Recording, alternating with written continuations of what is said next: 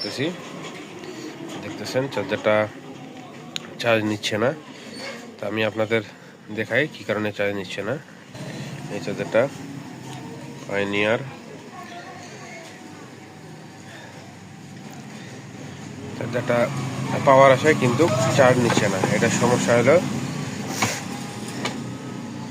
Charging কোডটা যে আছে এখানকার, এই যে চার্জিং কোডটার সমস্যা হয়েছে। আমরা কোডটা নতুন লাগাই দেব।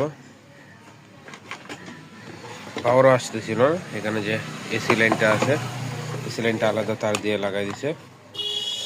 তার খুলেছিল, এটা লাগাইছি আমরা।